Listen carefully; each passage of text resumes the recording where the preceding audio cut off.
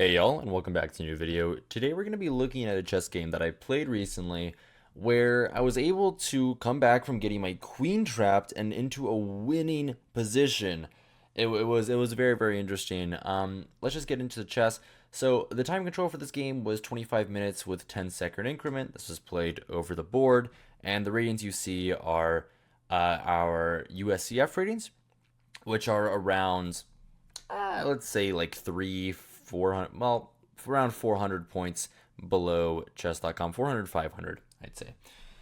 Anyway, so because this isn't a really serious game, I don't really try to play my most amazing openings because this game wasn't rated or anything. This was just a good rapid game that I played. So I don't try to play my most serious openings, and because I don't want him to prep against me. And I start with the move knight f3, which is a move that I don't play very often. I have probably a couple games of it on Blitz on chess.com, but in all honesty, it's an opening that's kind of rare for me to play like this. I'm a big fan of d4 positions to try and move my bishop out. Maybe I'll play a London, maybe I play a Trompowsky, but I never play ready. My opponent copies me, knight f6, d4, g6, and I decide to go for c4 to try and mimic a position that I know a little bit. Because sometimes in g6 positions like d4 and g6, sometimes I'll just play c4 if I want a game that I kind of know pretty well here, and we get into sometimes a position like this. So this is kind of what I know, but it doesn't really matter. c4, bishop g7, and I just decide to play knight c3, castles g3. My opponent goes pawn to d6, and I go bishop to g2. All very standard stuff. We're just kind of developing in the center. I'm taking space in the center. My opponent is taking space with his pawn and is going to come up with a pawn break at some point. Maybe pawn to e5, pawn to c5 also makes sense. And I don't know what I'm going to do. Maybe I'm going to castle. Maybe I'm going to try e4, e5 if he allows me. E4, maybe I go pawn to d5 and play for f4 in the future. It's a very interesting position. It's very instructive position. Where black can kind of just play with no space, and black is doing reasonably fine. The engine says otherwise, but the engine doesn't really understand this position very much. Knight to c6. I think for a little bit I decided to castle. Because I don't really know what I'm doing, I'm playing a bit slower here in the opening. Pawn to e5. And I think for a little bit about a couple of lines, because I can do a couple of different things here. My first intention, of course, is to play the move pawn to d5, which is the move I ended up playing in the game. And this is very simple. I just want the knight to go back, and then maybe I'll play move pawn to e4, and I'll try to take control of the center, which is what I ended up doing. But there are other lines to consider, and because I don't really know the opening very well, I have to consider everything a bit more carefully. I was thinking about pawn takes e5, which I thought was pretty reasonable during the game, but I wasn't really sure what my response was. So I thought he would take back with the pawn, and he's kind of threatening to go here. I don't really think he is, because I have knight g5 and I can pick up the pawn. That was something I was thinking about, but I wasn't sure if I wanted a queen trade or not. So my idea here was either I'm going to play bishop e3, which makes a lot of sense. Bishop e3 makes a lot of sense. The top engine line is bishop g5, which I think I also considered. But I didn't really know what I was going to do after move pawn to h6. I wasn't sure that I liked this position very much. Computer loves this. Computer just says here, knight d5, I think. And yeah, this is good. This is good. If I had seen this, I would have gone for it. But I decided not to. So I was really only calculating bishop e3. And one other move, the move was queen c2. And I wasn't sure about this. And this is kind of what made me end up dropping the line. After bishop f5, which was a move that I considered pretty carefully, I thought pawn to e4, my opponent would go bishop g4, and here I just decided to evaluate the position without much calculation, and I thought, you know what, when I'm looking at this position, I'm seeing that my queen is kind of on the wrong square. It can kind of be hit around with this knight. This knight can like jump in here in some lines. He has this good square on d5, which is kind of annoying. Like, I'm going to play bishop e3, and I'm going to be fine. But for a rapid game, I wasn't sure if this was actually the best way to play. And I decided to go with the line that I knew was probably better for white, and I just thought it was good. So I played move pawn to d5. and much more easy to calculate. My opponent goes knight to b8, which makes a lot of sense. He wants to reroute his knight out here, maybe here to c5. If he goes anywhere else, like knight e7 kind of clogs up his position. Knight a4, a5 doesn't make any sense. I can like just play b3, and the knight is kind of trapped on the edge of the board. This move, I think the knight is just really poorly placed. Like I just get a free move of a3, and I can play b4, and now my position is just kind of expanding over here, and white is just doing obviously better. But my opponent knew a little bit of these lines. He also wasn't playing the stuff that he actually plays, but he told me after the game that he does know some of this theory, and he knows that one of the ideas is to go knight b8 here and try to get the knight to the c5 square to control e4 in some lines. I thought for a little bit here, but really my decision was made up before I made the move. I played e4. I didn't really see anything else. I mean, maybe I could play like, I don't know, rook e1, but I was like worried about some like e4 mumbo jumbo. I don't think it ever works right now because of knight g5 and he just loses the pawn. But I thought in the future, I don't know. I'm also giving him this square. I don't know. So I just played e4 because I thought I was going to anyway. My opponent goes knight b d7. I play the move queen e2. Another kind of lackadaisical move. Again, I didn't really know what to do in this position. My idea here, I really wanted to play bishop e3. And I wanted to play queen c1 or like queen d2 or something. But I thought, okay, bishop e3, the best thing that can happen here is like knight c5, and then I'm never playing bishop queen d2 because I have to go queen c2 and defend my pawn. So I was like, why do I play bishop e3? And again, I thought that he could probably go with this move knight g4 here. And I was like, why am I going bishop e3 and allowing knight g4? I don't like this. I probably have to come back with my bishop. If I just like trade like this, I think this is just a beneficial trade for black. Yeah, and black is already better here because my dark sword bishop is decently powerful to go and attack the black king in these positions. So I was thinking, and I'm like, okay, I'm just gonna play a move that develops my position, doesn't really do much, and seems like a good move. I played queen e2. And I thought this was a pretty good move because, okay, first of all, I'm defending the pawn, I'm connecting the rooks in many lines, and like, I don't know what my plan is gonna be. Maybe I want to play f4, maybe the queen is better situated here, so maybe I can push for e5 in the future. Again, I wasn't really thinking all of this. I was just thinking maybe something could happen with the queen on e2 and it would be better placed there. My opponent goes pawn to a5, which makes sense. He's stopping pawn to b4 after knight c4, after knight c5. Very logical sense. One thing you don't want to do here, and I almost made the trap of doing it myself, is play the move pawn to a3. And I realized this because actually this doesn't help my position at all. Like, first of all, my opponent can play knight c5 and just use the square as like an empty square here, and like go after here, and I kind of weaken my light squares a lot. But I just thought that he could go pawn to a4, and I was looking at this, and like one pawn controls two pawns here, and I was like, ugh, this is rough. I go queen c2, he goes knight c5, and I'm like, ugh, this is terrible because I just have no pawn mobility. Whenever I push this, this is just a free pawn. You can even take with a knight. This is probably better. In any case, pawn to a3 is something you don't want to do. And I thought for a little bit, and I ended up going for something a little bit interesting. I know white's plans in these positions because I think that most chess players do, and white's plans are to go with the move pawn to f4. This is what white always does. White tries to go pawn to f4 before black goes pawn to f5 and open up some attacks with the rook on f1 over at the black king. And black kind of wants to do the same thing. It's basically just who can do it first. That's kind of these positions. So I was like, all right, my opponent is not in time to play the move pawn to f5. He at least needs two moves. He at least needs a move like, I don't know, knight h5 and then pawn to f5. He at least needs two moves. So what do? I want to play this first. I go knight h4. And I was a little bit proud of this move. I was like, he can't stop my knight from h4 because this is actually a very, very nice bishop in this case. Just cutting off all these pawn moves here. Pawn to f4 is going to be really strong.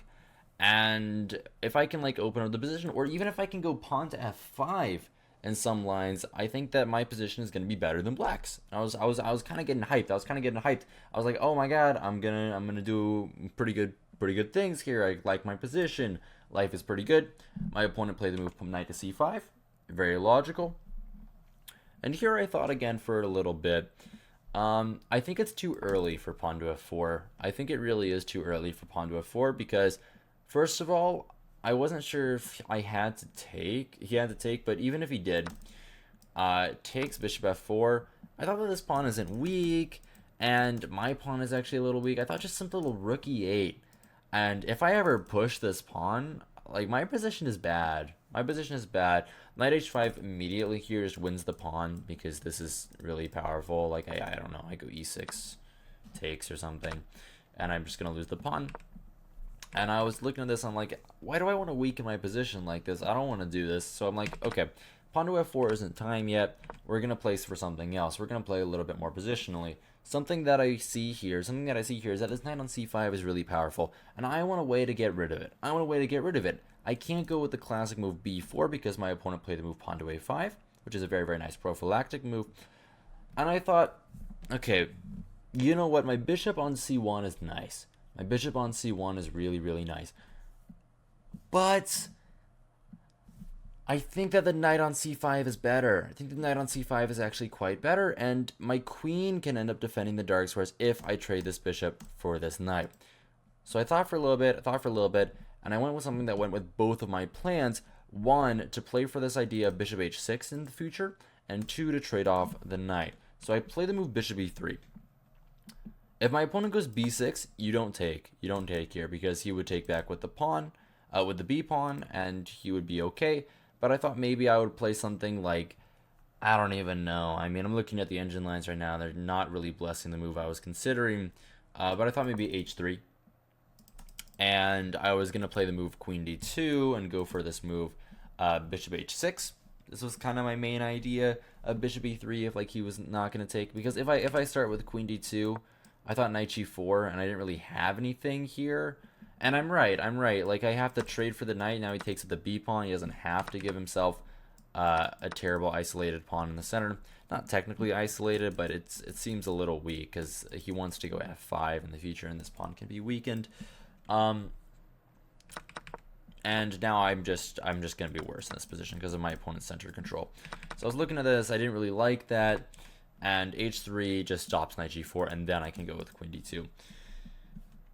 Instead of the move pawn to b6, which I think makes a lot of sense here, my opponent ended up playing the move knight to g4. And I don't think this is the right move. One, because the engine says it's not. but two, because now I can take on c5, which I do in the game. And after dc5, I just thought, well, his pawns are weak. This bishop sucks.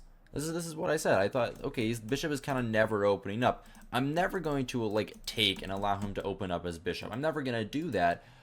And I'm actually kind of getting my pieces out. Like, if the bishop is on h6, first of all, he still has no targets, which is something that's really nice. But with my bishop that you might say counter sucks because it's also staring into these pieces here, I thought, you know what's a good plan?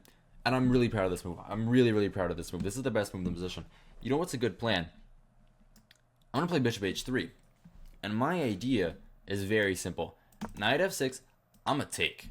I'm just going to take. Because that bishop is more valuable than the dark squared bishop. In most cases, that bishop is more valuable than the dark squared bishop because in the King's Indian, what black likes to do is also start an attack on white with moves like pawn to f5. And this bishop is a huge proponent of this attack, spying the king from the other side of the board. So I'm like, why don't I just get rid of that bishop?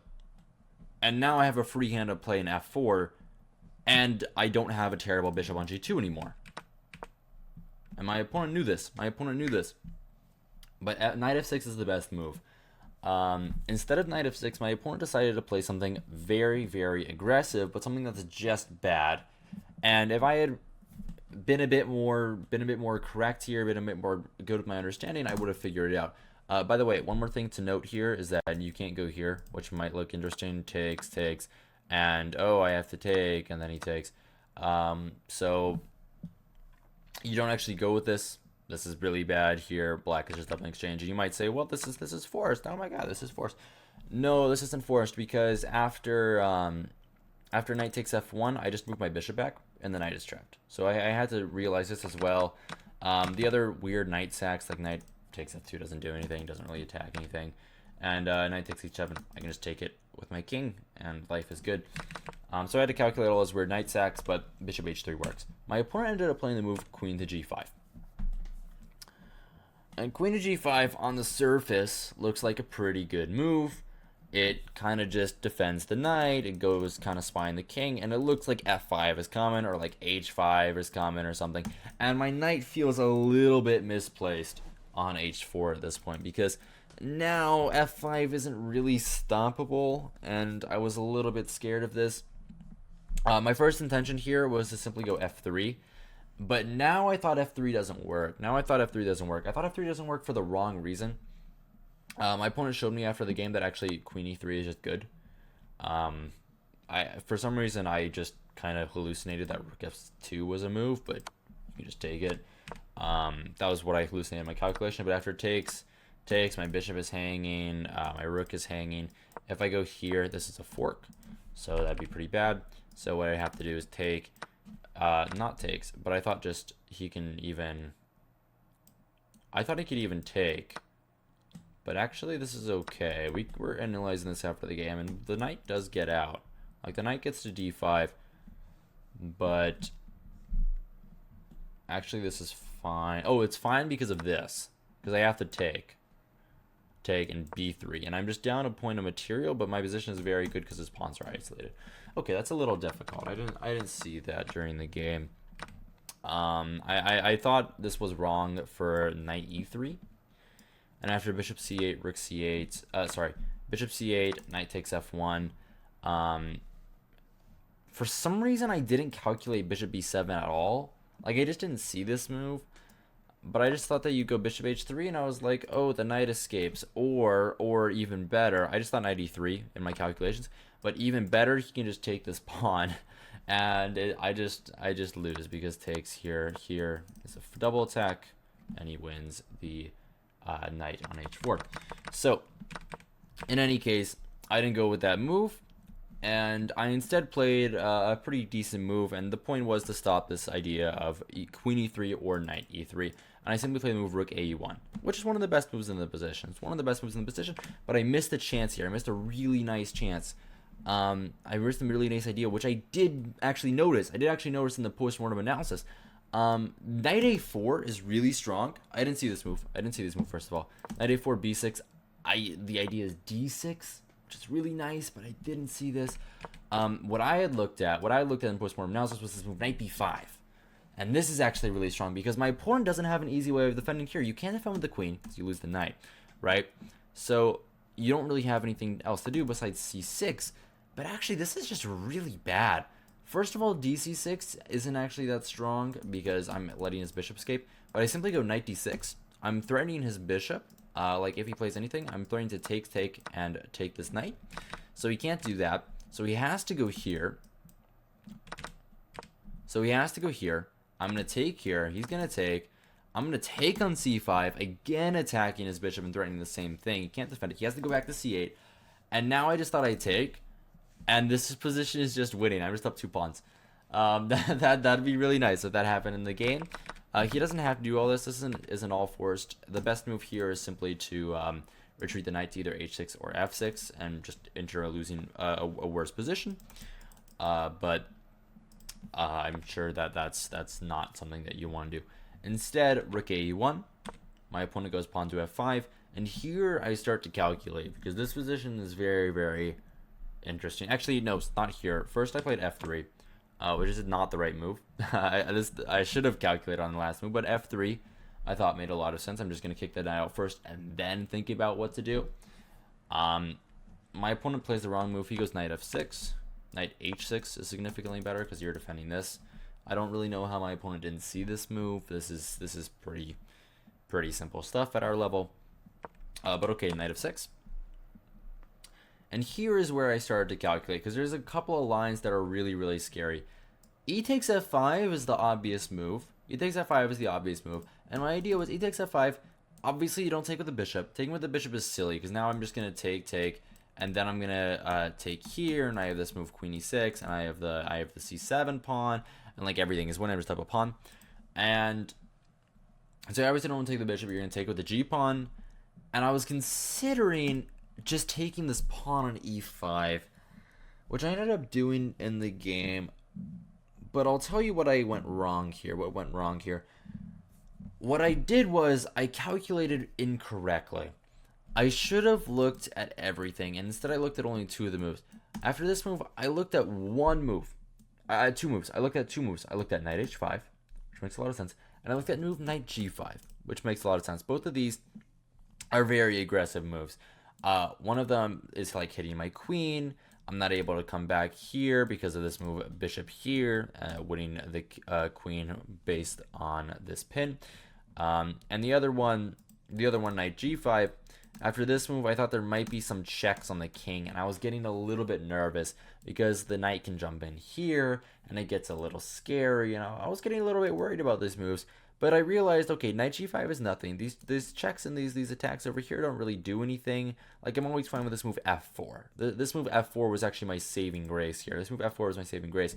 And after knight g5, after knight h5, sorry, after knight h5, my intention had been to be, I would, my queen is on here. This is traded.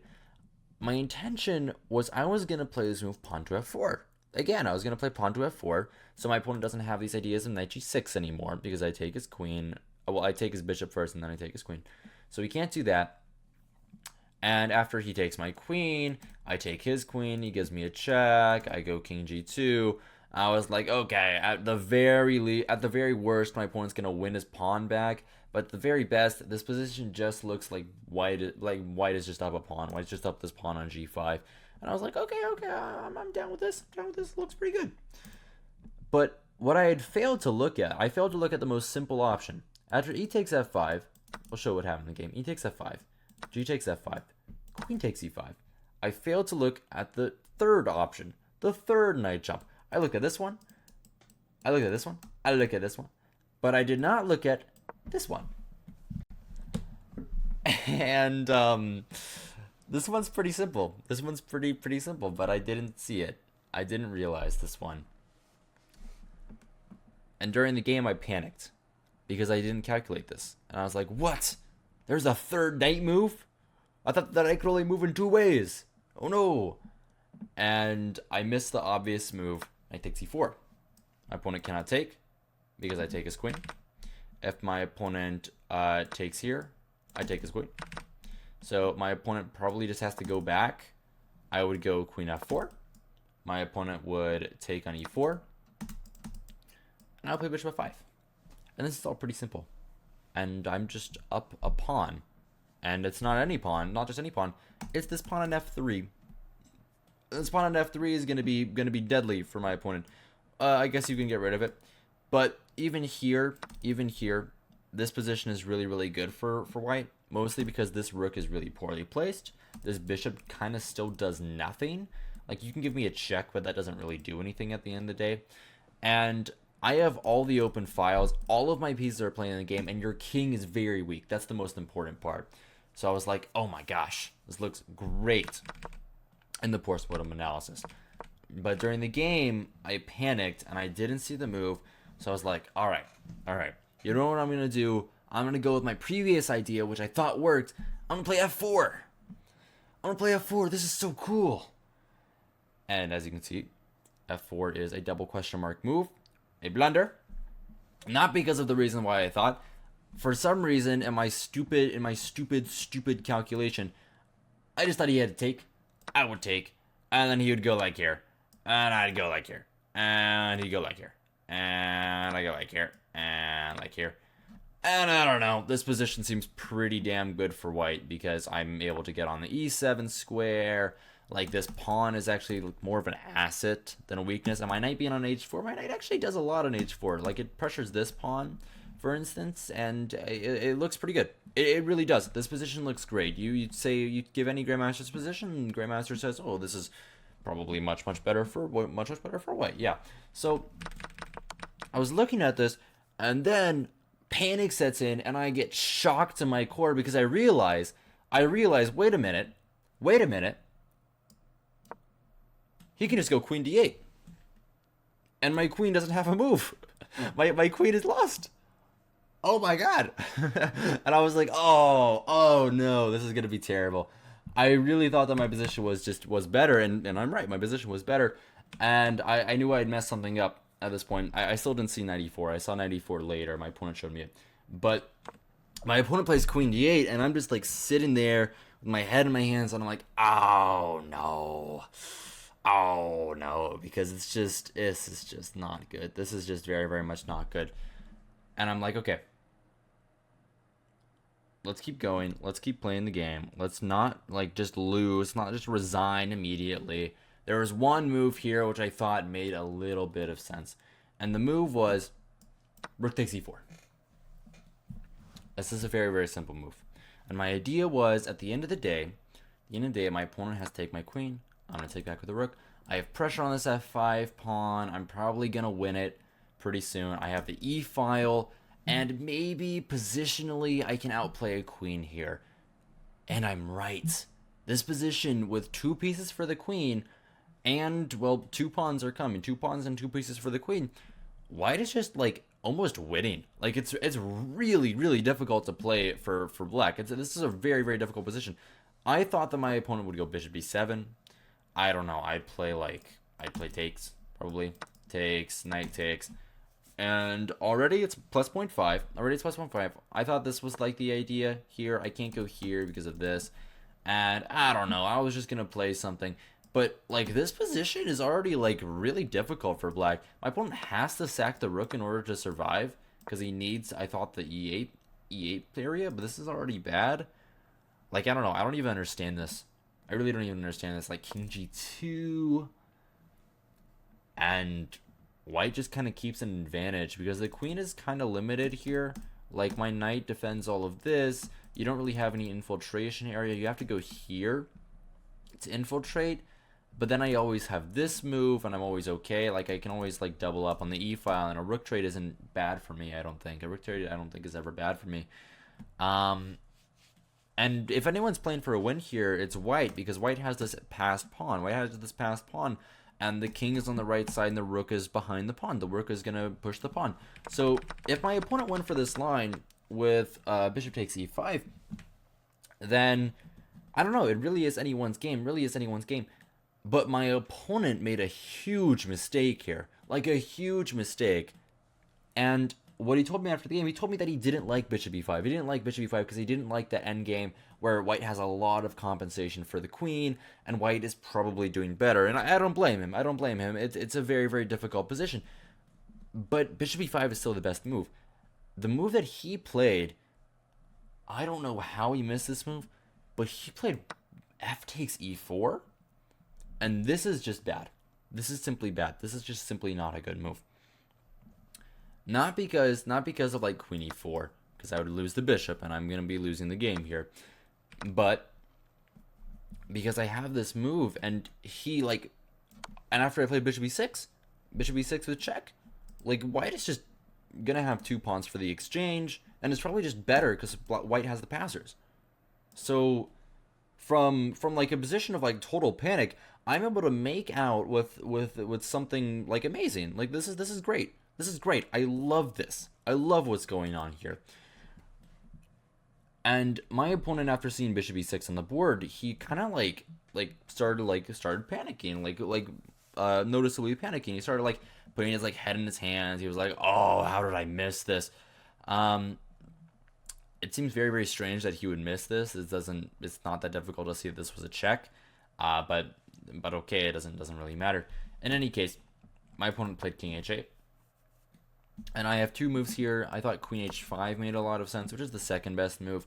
And the idea is, like, after bishop e6, I thought I could even just, like, maybe play this. But this is wrong. Like, I don't have enough compensation here. I'm just not doing too well. I thought maybe I can go for this line. But this isn't very good. So I decided to just go for the other line. I would have to take the bishop here if I went for this.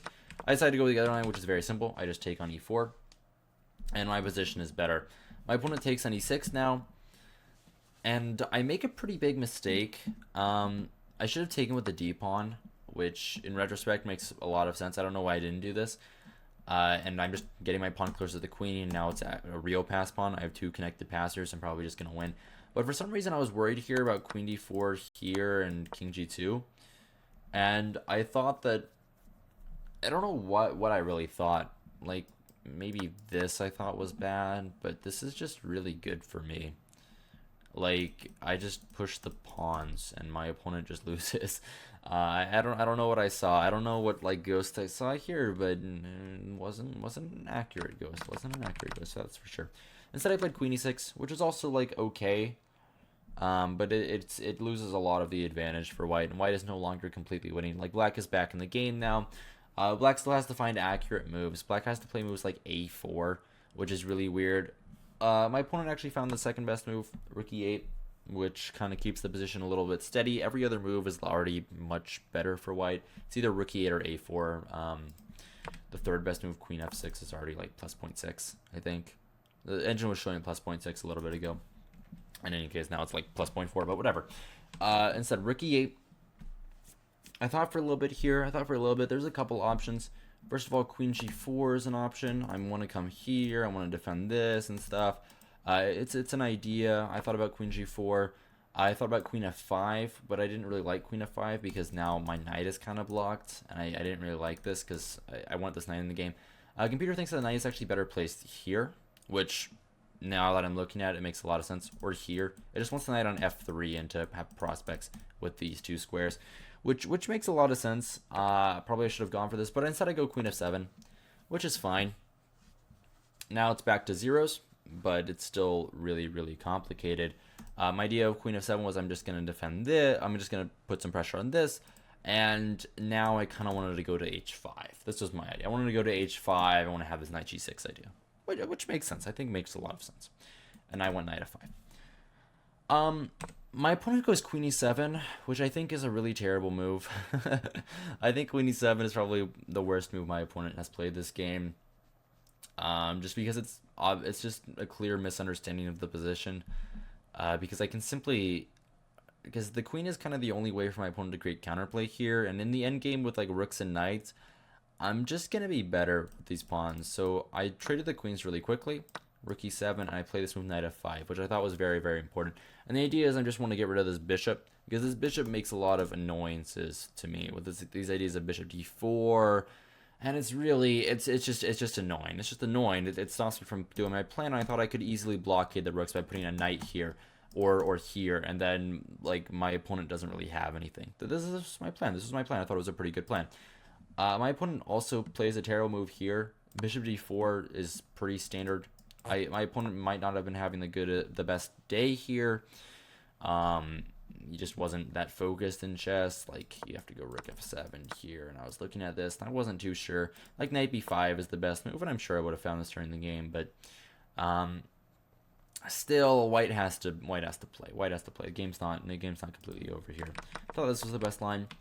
Instead, my opponent goes rook f7, but this is just stupid because now I just take on g7 here, and I take the e-file with rook e1. And my opponent has at least 2 more moves to play before he can go and regain the e-file. And I just thought at this point, this is going to be swimmingly. I'm going to win pretty simple.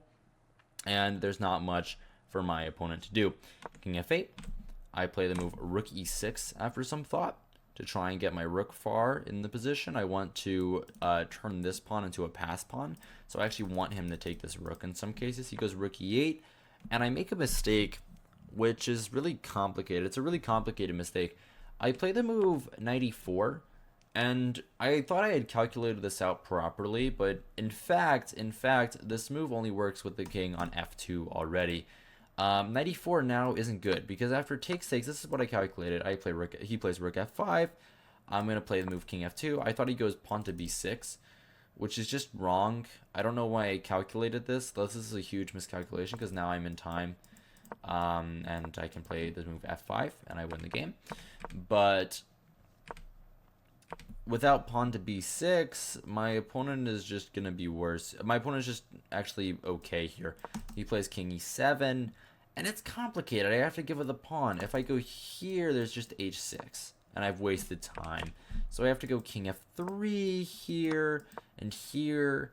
And if I had seen this, I don't know, I probably wouldn't have gone for knight e4. Like, it's still complicated. It's still like okay for white, but now I thought the rook kind of gets in, and I wasn't too happy with this idea. But okay, probably white is still pushing for a win because white has this 3v1 over here and material is equal. But anyway, my opponent didn't do that. My opponent played the move b6 now, and I don't think I made another mistake for the rest of the game. I play knight g5. Computer doesn't like it, whatever, it keeps advantage. My opponent goes rook g7. I go king f2 here and king f3. My opponent goes rook g6. I could have played knight h7 here, which I saw hitting the king, and like I'm gonna win the pawn and trade the rooks. And I was thinking about it, but for some reason I thought that this wasn't the easiest conversion process, just because the king is already here, and I mean, like, I can give up all my pawns for this. And this position is winning, but it's not that easy because my opponent has this outside passer. I'm only up one pawn. I wasn't too sure. I thought there was a smoother way to do it without knight takes h7. So I instead took on e7 because this is the endgame that I wanted. And I played the move pawn to h4, which is actually a mistake. I should have gone knight e4. And the point of knight e4 is that the knight is just better placed there. I could have gone knight e6 as well, but this is a little bit more complicated with the idea to be f5. My opponent goes c6. I go f5, and I was worried here. And this is why I played h4. I saw this position. I was worried about it, rook h6 for some reason.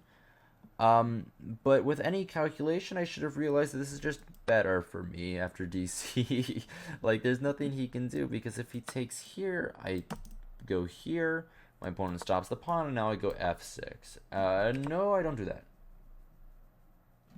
Okay, no, I go f6 first. This is the idea. Here, and now I go c7, king d7, here, here, here. Or even I can do, after this move, I can do check here, promote with check. And this is just the winning endgame, pretty simple. But because I didn't really like this idea of the rook coming over and targeting the h2 pawn, I played h4. My opponent goes h6. I played the move knight e6, which I thought made a lot of sense. H5 is just better. I didn't see this, but I am low on time at this point, so it's logical for me to be a little bit behind. c6, pawn to f5, king at rook f6, and the move king to e4. And I just thought this was a winning endgame. He takes, and plays this move king d6. And I was just like, there's no way I can't be winning here. This is just game over. My opponent really is just going to run out of moves here if I play the most accurate line. In fact, I don't have to do this. I can just go g4, and there's nothing he can do to stop g5, and I'm just gonna make a queen because this rook is in the wrong place. Like there's really nothing he can do. Here, I just go g5. He can't stop the pawn. hg, I don't know. He goes here. G6. He's just not able to stop the pawn. He goes here. I go, let's say g7. Rook here, and I just push the pawn. Like, really, he just has to sack the rook, he loses. It's all forced, by the way, but okay, I decided to play a4 just to stop this move pawn to b5 from happening, which I think is like pretty okay, just from a technical standpoint. Endgames is like, this is pretty good technique, but of course g4 g5 is just winning on the spot. My opponent goes h5, very nice move, stopping this, but my idea here was I would simply play knight g7, target the pawn on h6, threaten this fork, and after my opponent goes and defends the pawn, I was going to play move pawn to f6. And I was just like, wow, this is great, because he can't take. I have this fork, and this is pretty easy winning king and pawn in game. Like, I can go, this is the simplest line, g4 here, and, well, okay, I don't even have to play that. I can start with h5. And there's just nothing he can do. g3 here, you might think he's in time with like something with c4, but I just push. Let's say he plays this move. I don't even have to take. I can push. My opponent goes king g7. And like, I don't even have to do anything with this pawn. Like, I can just push here, here, here. I make a queen, takes. I can stop it, or I can give this check, and I can win the pawn like this. But okay. I play f6. My opponent goes rook g6, and I take the pawn on h4, on h5. And this is kind of where the game is about to peter out. My opponent goes check, here, and I just start pushing the pawn. I play g4. If I play the move pawn to f7, this is the last little chance for black. King e7, and I'm just losing the pawn. So I have to be careful. I have to be really careful here. g4 takes, and I don't know, maybe black can save this, but I don't think so. Instead, I just start with g4, and the next couple moves are pretty automatic. Rook b4, here, and the final move to end off the game, pawn to f7, and my opponent simply resigns. This pawn is defended. If you go with this check, I can do whatever. I can move my king, but just simple knight f4. And I'm not making one queen, I'm making two queens with check. So my opponent decided this was enough, and he would give up the game. This is a pretty cool game. The most interesting elements here were kind of in the opening. I really like this idea. Where is it? This bishop h3. I thought this was a really interesting idea, something I'm going to go for more often, where my bishop is kind of trash, stopped by these pawns, but I can just trade it off. And that's not something that you really see every day, because of course you kind of want to keep this fiend-kiddoed bishop. It's a pretty good defender of the king, but in this case it's very interesting. So that's kind of something interesting. And then of course even after playing this move f4, rook e4, and this endgame where I'm just down 2 pieces for a queen, but actually like white is better here. This is also very interesting. This is another interesting idea. And of course, last but not least, simply I could have taken. Simply I could have taken here, and I could have won the game. Very simply. I did some analysis also on some other parts, but I don't want to bore you. Like this rook e6 idea, I was kind of wondering what was the best idea here and the best line. And the best line is actually simple king f2. And like I thought that maybe he could get the e file, but he really can't. He's not in time for anything. And of course I analyzed this blunder with knight e4, which isn't a blunder, but still is a very difficult position to play. A very difficult position to play with the white side in order for a win. In any case, this was a pretty good game, and I hope you guys enjoyed. Yeah, that's it. Good evening and good night.